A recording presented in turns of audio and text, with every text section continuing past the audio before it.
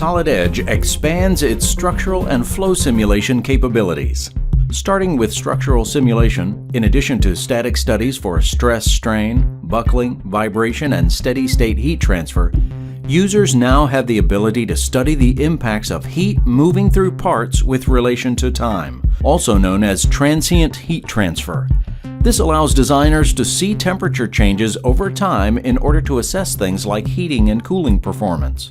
In this example, we need to ensure that the heat generated from the motor doesn't overheat the printed circuit board, or PCB, located directly beneath it. A steady-state heat transfer has already been defined here, which takes into account the heat being generated by the PCB and the motor. Using the probe tool, we can query the temperature at different points on the board. Here, the new face probe option allows us to easily find the hottest regions.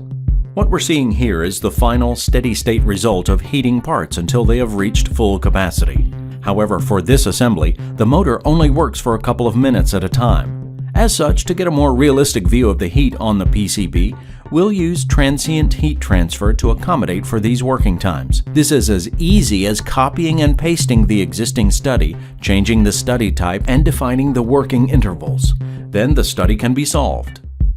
Viewing the results, we can immediately see the difference in heat distribution of the assembly. As it's only working for 2 minutes, the motor doesn't have time to heat to full capacity, effectively having a negligible effect on the overall temperature of the PCB. The probe tool shows that the maximum temperature is 15 degrees cooler than the previous study. Additionally, selecting any nodes we'd like, Solid Edge provides a graph to easily visualize changes in temperature over time.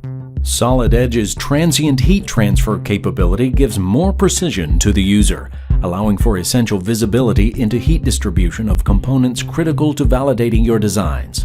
Turning our attention to flow simulation with Flow EFD, the EDA bridge allows the import of PCB designs for fast analysis. Again, focusing on the PCB, the electronics design for this has been completed in the Solid Edge PCB application. The PCB OBD++ information can be opened via the EDA bridge directly within the Solid Edge assembly environment, where several formats are supported. This automatically generates the board along with the components and copper traces. The thermal properties can quickly be imported in order to apply the thermal data to each individual component. The printed circuit board is transferred to Flow EFD, where the simplified assembly is generated. All material properties, heat sources, and radiative definitions are automatically generated in the Flow EFD project.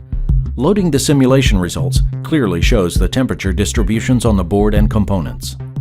Focusing on the complete design, we can see the effects on the airflow in that part of the assembly.